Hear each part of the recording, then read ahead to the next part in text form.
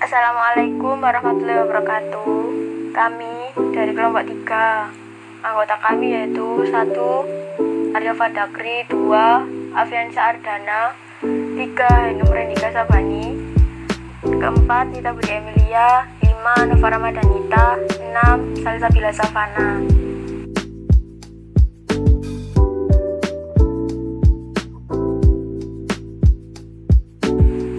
Kami akan mempresentasikan hasil kerja kelompok kami, yaitu tata cara pengurusan jenazah. Yang pertama, kewajiban umat Islam terhadap jenazah. Ada beberapa hal yang harus disegerakan dalam pengurusan jenazah oleh keluarganya, yaitu memandikan, mengafani, dan menyolatkan.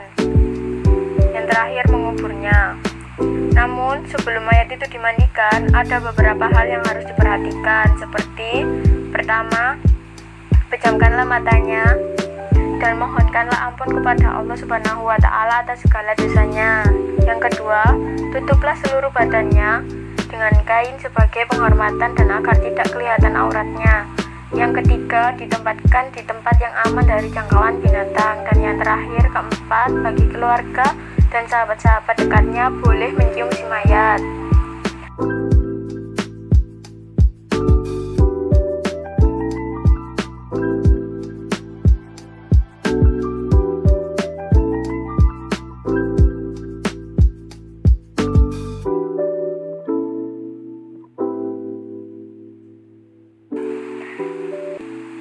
Syarat-syarat wajib memandikan jenazah. Jenazah itu wajib orang Islam. Dan yang berhak memandikan jenazah ialah apabila jenazah itu laki-laki, yang memandikannya hendaklah laki-laki. Perempuan tidak boleh memandikan jenazah laki-laki kecuali istri dan mahramnya. Apabila jenazah itu perempuan, hendaklah dimandikan oleh perempuan pula.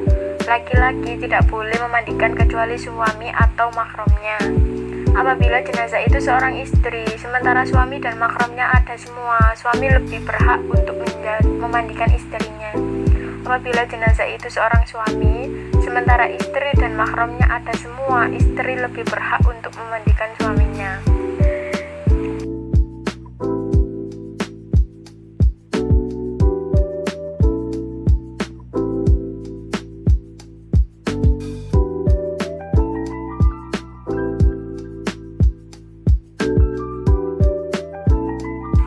Jika mayatnya anak laki-laki atau anak perempuan masih kecil, perempuan atau laki-laki dewasa boleh memandikannya. Berikut tata cara memandikan. Di tempat yang tertutup agar yang melihat hanya orang-orang yang memandikan dan yang mengurusnya saja. Mayat diletakkan di tempat yang tinggi seperti dipan. Dipakaikan kain basahan seperti sarung agar auratnya tidak terbuka. Mayat didudukkan atau disandarkan pada sesuatu. Lantas disapu perutnya sambil ditekan pelan-pelan agar semua kotorannya keluar.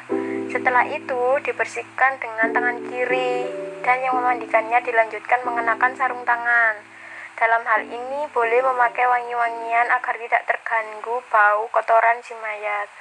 Setelah itu hendaklah mengganti sarung tangan untuk membersihkan mulut dan gigi si mayat, membersihkan semua kotoran dan najis, mewudukan, setelah itu membasuh seluruh badannya. Disunahkan membasuh 3-5 kali.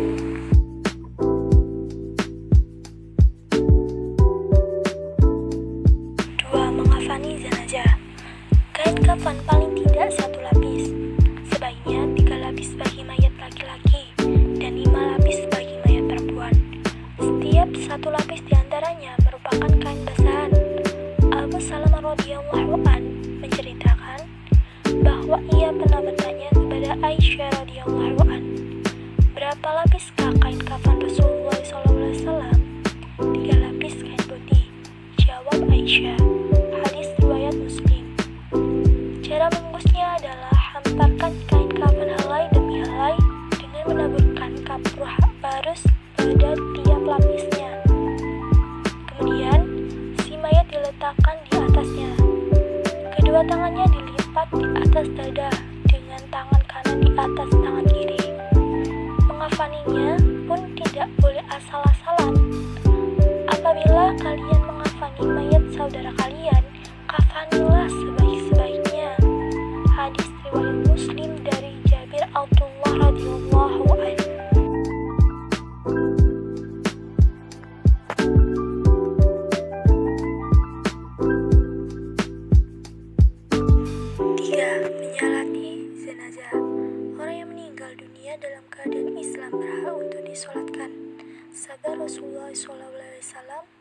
solatkanlah orang-orang yang telah mati.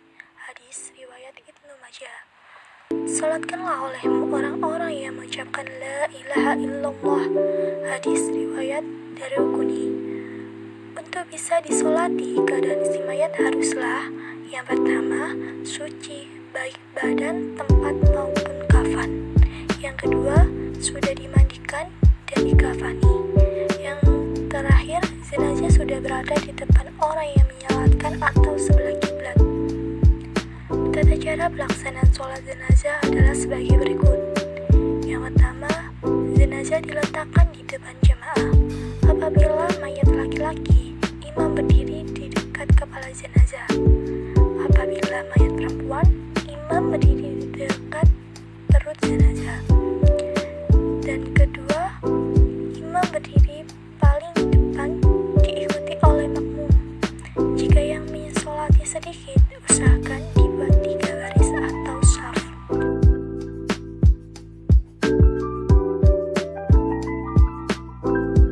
Yang ketiga, mula-mula semua jamaah dengan berniat melakukan sholat jenazah dengan 4 takbir. Niat itu ada yang dibaca dalam hati, ada yang dilafalkan. Apabila dilafalkan, maka bacanya sebagai berikut. Usolli ala hadal mayyiti arba'at takbiratin fardal kifayatin ma'amuman lillahi ta'ala. Artinya, aku berniat sholat atas jenazah ini 4 takbir fardu kifayah sebagai makmum karena Allah Ta'ala. Dan yang keempat, kemudian takbiratul ihram yang pertama. Dan setelah takbir pertama, itu selanjutnya membaca surat Al-Fatihah.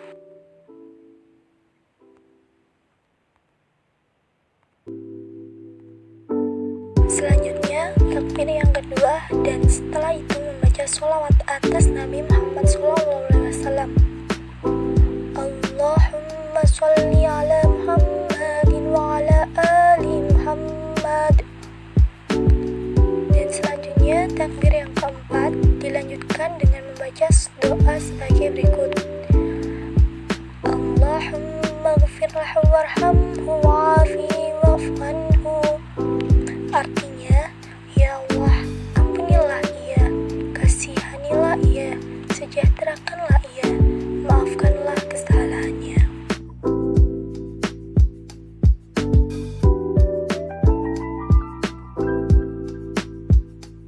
Selanjutnya, takbir yang keempat dilanjutkan dengan membaca doa sebagai berikut.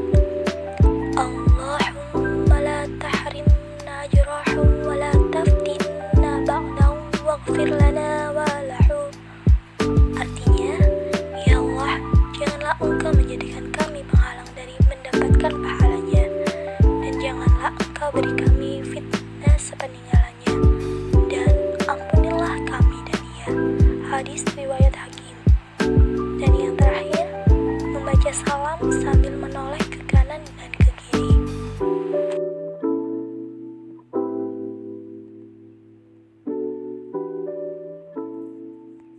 Menguburkan jenazah. Rasulullah SAW menganjurkan agar jenazah segera dikuburkan. Sebaiknya menguburkan jenazah pada siang hari, mengubur mayat pada malam hari diperbolehkan apabila dalam keadaan terpaksa, seperti karena bau yang sangat menyengat meskipun sudah diberi wangi-wangian atau karena sesuatu hal yang lain yang harus disegerakan untuk dikubur. Anjuran meluaskan lubang kubur. Rasulullah SAW pernah mengantar jenazah sampai di kuburnya. Lalu beliau duduk di tepi lubang kubur dan bersabda, "Luaskanlah pada bagian kepala dan luaskanlah juga pada bagian kakinya. Ada beberapa kurma baginya di surga." Hadis riwayat Ahmad dan Abu Dawud. Boleh menguburkan 2-3 jenazah dalam satu liang kubur. Hal itu dilakukan sewaktu usai perang Uhud. Rasulullah SAW bersabda, "Galilah dan dalamkanlah, baguskanlah dan masukkanlah 2 atau 3 orang di dalam pendidikan agama Islam dan budi pekerti 4 liang kubur. Dahulukanlah, masukkanlah lebih dulu orang yang paling banyak hafal Al-Quran." Hadis riwayat Nasai dan Tirmidzi dari Hisham bin Amir R.A.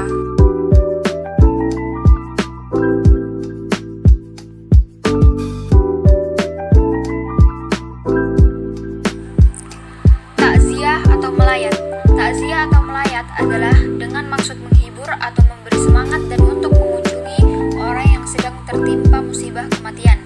Adab atau etika orang bertakziah antara lain seperti berikut. 1. Menyampaikan doa untuk kebaikan dan ampunan terhadap orang yang meninggal serta kesabaran bagi orang yang ditinggal. 2. Hindarilah pembicaraan yang menambah sedih keluarga yang ditimpa musibah. 3. Hindarilah canda tawa apalagi sampai tertawa terbahak-bahak. 4. Usahakan turut melayati mayat dan turut mengantarkan ke pemakaman sampai selesai penguburan. Dan selanjutnya membuatkan makanan bagi keluarga yang ditimpa musibah.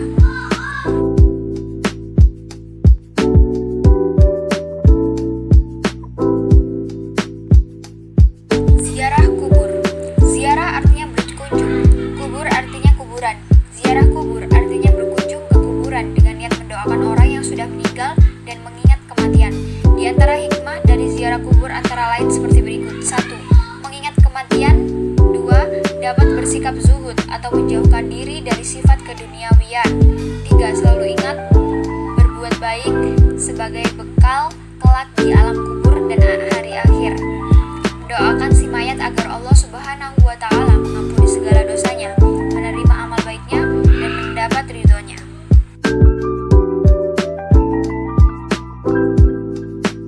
Apabila kita mau berziarah kubur, sebaiknya perhatikan adab atau etika berziarah kubur, yaitu seperti berikut.